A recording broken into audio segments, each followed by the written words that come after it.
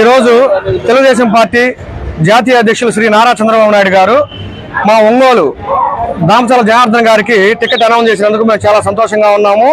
మేము 2014లో ఏ విధంగా అయితే జనార్దన్ గారు గెలిచారో అదేవిధంగా 2024లో కూడా బంపర్ మెజార్టీతో గెలిపించుకొని మేము జనార్దన్ గారిని వస్తాము, శాసనసభలో అడుగుపెట్టే విధంగా కష్టపడతామని చెప్పి తెలియజేస్తూ ఉన్నాము. 2014లో వచ్చిన మెజారిటీ కంటే 2024లో బంపర్ మెజార్టీ తోటి జనార్దన్ గారిని గెలిపించుకుంటాము.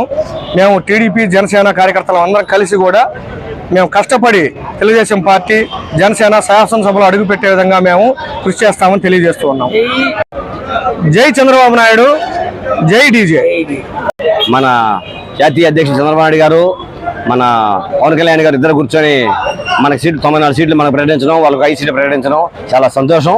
ఈరోజు చాలా శుభదినం. ఈ శుభదినంలో ఒంగోలు శాసనసభ అభ్యర్థిగా శ్రీ దామచర్ల జనార్దన్ గారిని ప్రకటించడం మా అందరికీ ఎంతో సంతోషదాయకం.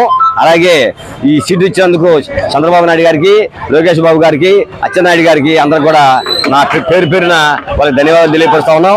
రాబోయే రోజుల్లో ఒంగోలు నియోజకవర్గాన్ని ఎంతో అభివృద్ధి చేయాలంటే దామచర్ల జనార్దన్ గారిని గెలిపించాల్సిన బాధ్యత ప్రతి ఒక్కరికి ఉంది.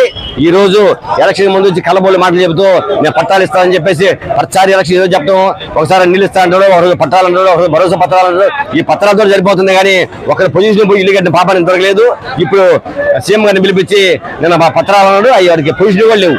ఎప్పుడు కొద్దో తెలియదు. వచ్చేది తెలుగుదేశం ప్రభుత్వం, రాబోయే తెలుగుదేశం జనసేన కూటమి ప్రభుత్వం. జనార్దన్ గారు ఎమ్మెల్యే కావడం ఖాయం. ఫస్ట్ విడతలోనే మాఘ పౌర్ణమి సందర్భంగా 11:55 ఒంగోలు నియోజకవర్గ మా ప్రియతమ నాయకుడు దామచర్ల జనార్దన్ గారిని ప్రకటించడం అనేది ఒంగోలు తెలుగుదేశం పార్టీ నియోజకవర్గమే కాదు జిల్లా ప్రజలు కూడా హర్షించే విషయం. మేము ముందుగా నారా చంద్రబాబు నాయుడు గారికి కృతజ్ఞతలు తెలియజేసుకుంటున్నాం, ధన్యవాదాలు తెలియజేసుకుంటా ఉన్నాం.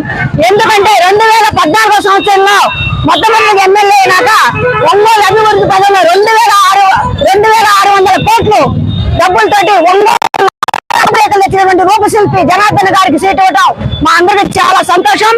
ఈ రోజు ఒంగోలు నియోజకవర్గం తెలుగుదేశం పార్టీ తరఫున నారా చంద్రబాబు నాయుడు గారికి, మాజీ ముఖ్యమంత్రి కాబోయే ముఖ్యమంత్రి గారికి మేము శుభాకాంక్షలు తెలుపుకున్నాం. ఎందుకంటే మా నియోజకవర్గంలో మా జనార్దన్ గారు ఈ లిస్ట్ లో పేరు వచ్చినందుకు మరి ఎప్పుడైనా ఇస్తారు జనార్దన్ గారే ఎమ్మెల్యే అని మాకు తెలుసు.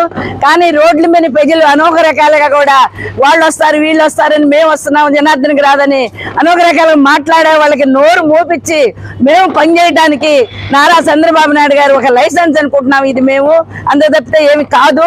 కానీ జనార్దన్ గారు అధిక మెజార్టీతో గెలుస్తారు.